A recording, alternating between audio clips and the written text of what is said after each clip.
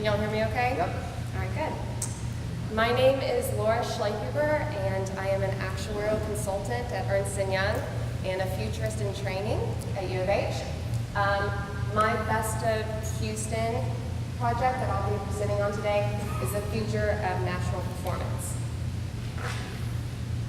Today, the world is largely reliant on gross domestic product, or GDP, when measuring the nation's performance, and it is the main factor when countries' leaders determine national economic policy.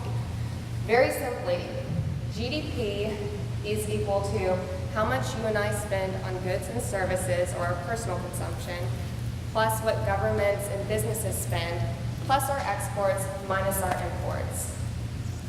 Now, historically, growth in GDP has been synonymous with growth in a citizen's well-being.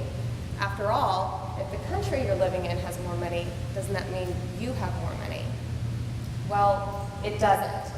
Since the creation of GDP in 1934, America has been #1 in the world in GDP. And over the past 40 years, GDP has practically doubled in America. The citizens, however, have not fared as well. In fact, as GDP has increased, shown by these black lines here, our median individual income has not increased at the same rate. Also, remember how it was predicted that all these advances in technology were going to save us from this 40-hour work week, we were going to have so much more leisure time. We're actually working a little bit more now, both in and out of the household. And we're not preparing well for retirement.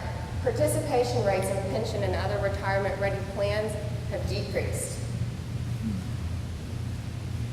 The Gini coefficient, which measures the inequality gap between the rich and the poor, has increased right along GDP. So theoretically, if the Gini coefficient was 1, that means that the world's wealth would be in the hands of one person and everybody else would be in poverty. So unless you are that one person, this is not good.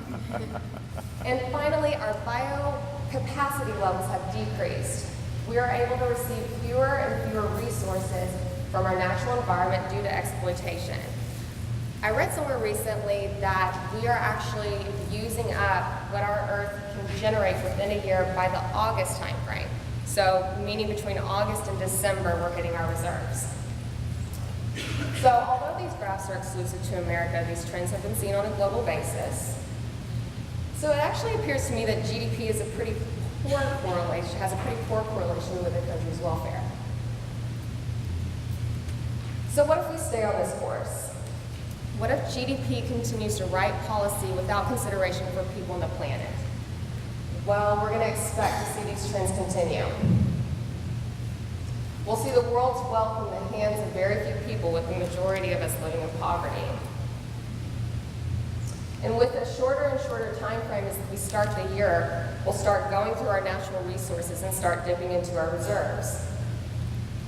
Also, for GDP to grow, we need a bunch of people working for as long as possible, so we can expect the idea of retirement to disappear.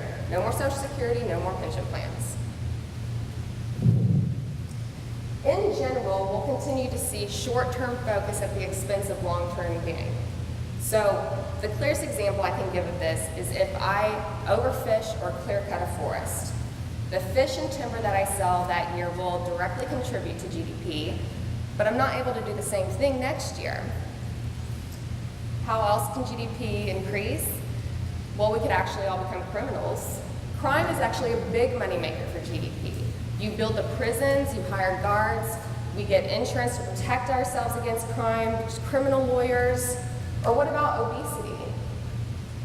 Large amounts of food are bought, and then steep prices are paid for the gym membership, a nutritionist, a trainer. If that doesn't work, maybe we have a bunch of medical problems, diabetes, heart problems. So if the whole world followed this pattern, GDP would skyrocket. But I don't think that that says very much for our well-being. Now, as I mentioned earlier, GDP was created in 1934, which means it's 80 years old. So, as an actuary, in my professional opinion, I have to say, it's time for GDP to retire. And I'm not the only one to think so. Bhutan, a small country in Southeast Asia, has decided it's no longer going to focus on GDP when measuring their country, but instead focus on gross national happiness. Gross national happiness is measured on 4 pillars, which are the promotion of sustainable development, preservation and promotion of cultural values, conservation of the natural environment, and establishment of good governance. And believe it or not, it's actually easier to say than to define. Something a little more definable, and my personal favorite, is what Maryland is doing with the Genuine Progress Indicator. The Genuine Progress Indicator has 26 variables related to economic, environmental, and social progress.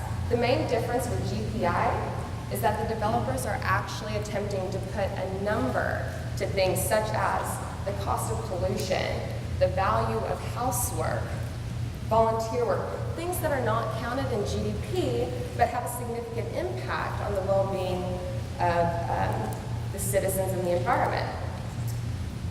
GPI has actually made a lot of press lately. It's being used in Vermont now, with Washington State and Oregon expected to follow soon. But for some, that's still not fast enough. Recently, the CEO of Unilever says that climate change is costing his company $400 million a year. This comment and others similar to it prompted the first World Forum on Natural Capital last year in Scotland, where corporate leaders, accountants, and the United Nations came together to form a new type of economics, one that puts a value in the cost of business on the environment. So in the future, we could see that companies and governments are required to disclose the status of their business on a triple bottom line basis, where the bottom lines are people, planet, and what we traditionally know of as profit. All 3 will be quantified, and all 3 will be held in equal importance. For example, the next time a hurricane hits Houston, the profits of the city will still see significant increases because everyone's having to go out and buy everything that they lost, was damaged, rebuild their homes, but the overall performance of Houston will be offset due to a reduction in the citizens' well-being because they're having to go out and buy those things. We can see a world where measurements such as GPI are not just window dressing, but are changing policy. Instead of just talking about unemployment and tax rates, we'll be asking questions such as, how do you intend to keep the GPI in balance in your term? Or where do you see sacrificing the profit bottom line so that the people bottom line can increase? This also means that this trendy self-quantified movement won't be as fun anymore, because we'll have required and regulated readings of our personal data, and it will be analyzed to determine your social, environmental, and economic well-being. Take, for example, my readings as of this morning. Neither the WFS nor the U of H pay me to be here. I did, however, spend a little bit of money getting here this morning, so I have a negative economic bottom line. My impact on the environment, well, I bought my own bottle of water, and I'm not giving y'all any handouts, so I'm doing pretty well there. I am, however, contributing quite a bit to the noise pollution this morning, so I'm breaking even. And my personal well-being, I started off really nervous this morning, but now I am almost done. I've been in the midst of a great audience, so overall, I have a positive GPI. And with that, I'll see you.